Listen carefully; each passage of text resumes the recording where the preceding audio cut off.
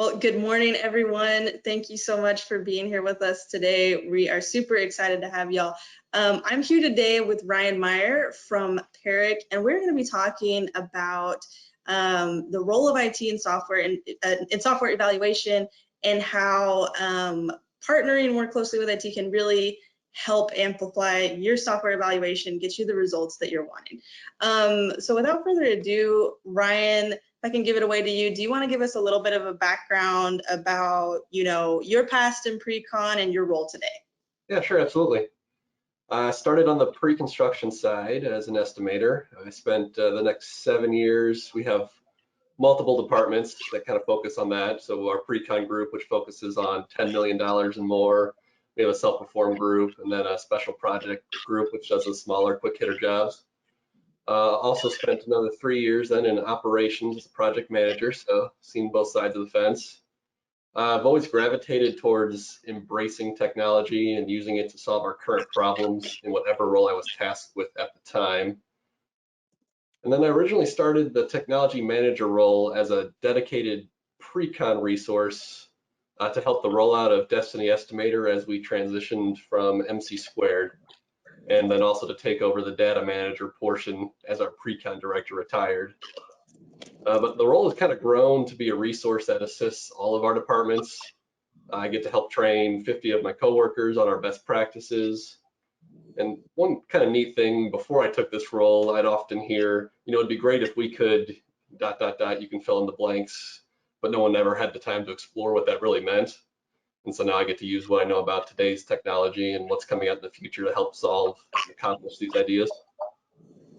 That is really incredible. Okay, so Ryan, that's awesome. Obviously, you've had quite a bit of experience on that pre-con side before becoming the estimating technology manager at PARIC, which kind of leads me into this first initial question that I'd love to hear your answer to.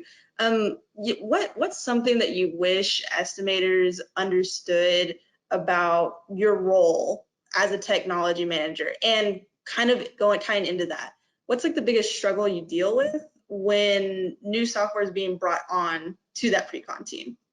Sure, good question. I spend a lot of my time preventing problems before they become an issue. As a technology role, it's a little tricky because if things are going wrong, you get asked, well, what are you doing? But if things are going really well, you get the same question. So it's,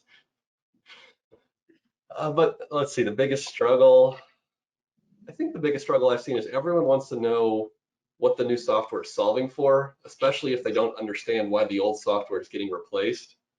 One of our company priorities has been removing our data silos and using that data for analytics, which can mean replacing legacy software that's no longer being supported.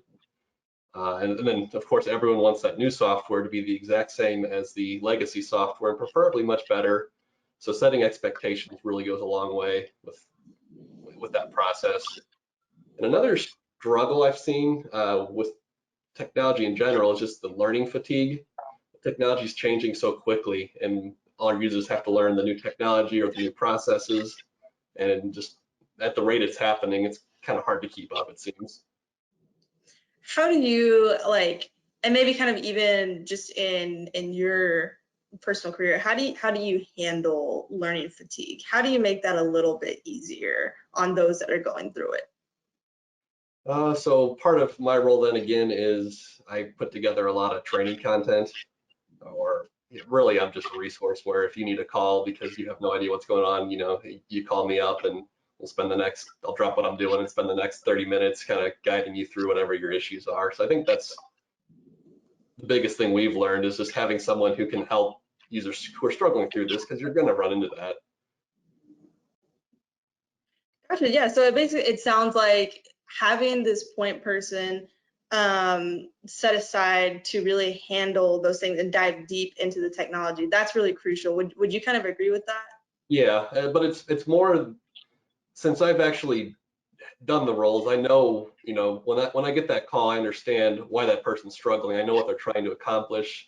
I've had the deadlines that they've had, so I get that, hey, I've got this issue. And if you just look at it from an IT lens, that doesn't sound like a big issue, but having lived it myself, it's like, okay, yeah, you need to get this done. You need to get it done now. So I'm dropping everything I'm doing, and we're going to help get you through this seemingly easy issue. But just helping people with those struggle points has really, I think, improved our attitude for technology, especially in our pre-con department. That's amazing. So the other question that I have for you here, Ryan, what is something that you really strongly feel that estimators should really be looking out for when they're evaluating new estimating software, but that maybe gets overlooked? So hands down, the biggest thing for me is how responsive the software vendor's going to be when you run into issues, and we're going to run into issues. Just everyone hates it when software has problems. It doesn't matter, what you're doing, but it's so much worse when you hit the same issue over and over again, and it's been months and there's no solution in sight. It gets to the point where you don't want to use it anymore if there's not going to be a solution coming very quickly. Yeah, that absolutely. I hear that. What's something that pre-con teams could do differently maybe to make those transitions to a new platform a little bit smoother? Sure. Putting leaders in place that have some understanding of technology works in general. This is going to create an atmosphere where you can set more realistic expectations and timelines for sure. But also encourage your team to embrace change. I've noticed a trend where users will complain about their existing software, but as soon as you try and replace it, that older software was the best tool they've ever used in their entire life. And then there's also a mindset that once we move to a new software, that it's never going to get updated or changed for the next 10 years. And with as fast as the construction technology has been changing, I feel those days are long past. But we'll have legacy software that hasn't been updated in 5 years, and so it's just I don't have to learn anything new because it never changed. But obviously, that kind of puts you in a bad place to be as well. Yeah, absolutely. I love what you said about making sure that you have leaders in place that can model, like, A, being familiar to some extent with technology, but also B, really encouraging change and embracing it when it does happen. For those estimators where their leadership isn't quite on board yet, do you have suggestions as to how to kind of model that behavior on a small scale, even if you're not necessarily in a decision-making role? Yeah, that's tricky. It really comes from top down. If your boss is not excited about it and sets a negative example, it's going to be hard, I think, to be positive about it as well. But really, it's just what can you do to solve for a solution in your whatever role you're in. That's kind of how I started. We'd have a whole bunch of issues or things would be taking a certain way, and I was able to find unique solutions on how to accomplish, which eventually over time, slowly drove change. Even as my first year as an estimator, I didn't know anything, but there was a guy in the group who wanted a specific Excel function to work, and so me being good with Excel, I was able to make this awesome spreadsheet, and now it's a company standard we've used for the last 10 years. That's really incredible. I really like that you kind of touched on that you kind of created some internal standards within your company. Have you found, has that helped your team be more efficient, more productive? Oh yeah, that spreadsheet in particular, gets used every single day. It's pretty incredible. It definitely was not my idea by any means. Again, it was a first year estimate, but I was able to. The idea was an awesome idea, but no one knew how to make it actually function correctly. And so coming up with the actual back end function of it and putting it together, it's pretty neat to see how it's evolved. And it's almost, that's kind of part of the process now. You turn in a number and then you go to the next phase of the project, and it's really neat to see how that got incorporated in. Man, that is really incredible, Ryan. And then, something else that I would really love to kind of hear your thoughts on, what are you most excited to see in construction estimating technology, like let's say in the next couple of years, 3 to 5 years? What are some, changes down the road that you're really, really hoping to see? Yeah. So there's been a really big push since I started my career over how do we use past projects to guide future decisions. PARIC's put a lot of time and resources into removing our data silos, and we've already started seeing the benefits of this. And I've actually been surprised how excited our pre-con group has been to utilize the data. So that's been really neat to see. But I think as we continue to like go along and we get more of our construction tools to work together, I'm really excited to see where that data is going to lead us and how we drive our business in the future. That's really exciting. Yeah, we've actually been having a lot of conversations around big data and how to leverage it and why that's so important for the success of pre-con teams moving into the future. But there's something that you said that I would actually love to kind of hear you expand a little bit more on. You talked a lot about PARIC has really been working to remove data silos. Can you maybe talk a little bit about what were some of those silos and what were some of the most effective ways or techniques that y'all use to help eliminate them? Sure. The biggest one so far has been transitioning from MC squared to estimator, where you're saving file-based estimates that don't really talk with each other. Now you could technically convert that to a spreadsheet and kind of put those together, but it's a very manual process. But now that estimators all using a centralized SQL database where all our estimates talk together, everything's linked together, so it's very easy to connect to, and you have all these different data points that you've been adding into each individual estimate, and as your estimates grow in number, you're starting to be able to kind of glean some insights on that.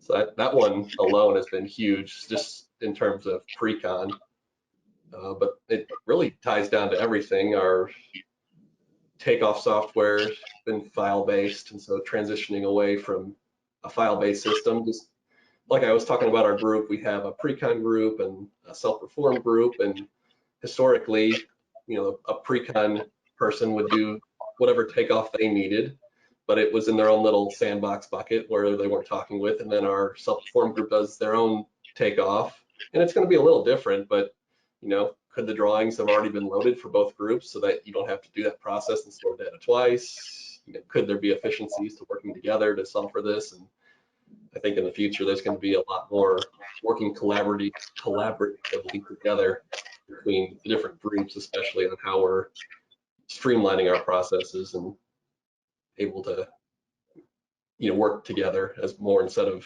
because even in pre-construction pre-construction and operations, there's a different us versus them mindset a little bit, and I see that kind of going away as the technology talks to itself and we're working together more to solve for the same thing. That's really incredible. So basically, once you're able to kind of move towards a software that enabled more of a collaborative approach, this centralized database, that's kind of when you saw some of those, for lack of a better word, some of those like lines kind of loosening in the sand, people being more willing to like, hey, let's approach this together instead of, like you said, us versus them. Yeah, it's definitely been starting to loosen those. There's going to be a lot more discussion involved on how that works, and some comfort on how that happens for sure. But yeah, I see that definitely transitioning all of our groups to be much more collaborative than it was in the past. That's incredible. Ryan, we are bumping up against time, but there is one other thing I wanted to ask you about. You talked a little bit about how PARIC is using past projects, data from past projects to help inform future project decisions. Are you able to talk a little bit more on what that looks like? Have y'all already done it yet? Have y'all found success with that?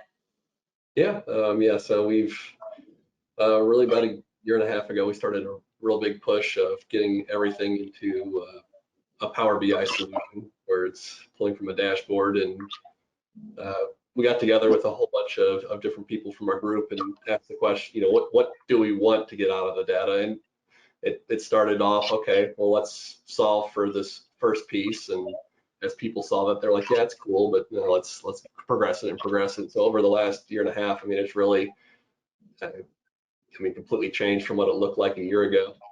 And there's a lot of projects in there, and it's a cool tool in the sense that I'll show it to some of our pre-con group, and we've somewhat had solutions in the past, and they'll see this and it's just like, oh yeah, we're going to use that immediately. I think that's awesome when someone embraces it that quickly. It's just like, why haven't we always done it this way? And so, like I was kind of saying earlier, seeing some of the group embrace some of the new change, that's been pretty rewarding in itself. That is really incredible, Ryan. Well, thank you so much for joining us today and having this conversation. It's really, really awesome to hear from you. For those of you online, I do want to let y'all know, please be on the lookout for an email in your inbox. We are going to send a recording of this conversation. Additionally, we're going to be sending out invites for our pre-construction panel discussion, which is going to be over fluctuating material labor costs and how do we handle that? How do pre-con teams that we are talking to handle that kind of dramatic fluctuation? So again, thank you all for being on here with us today. Ryan, thank you so much, and we will see you guys next time. Bye, everyone.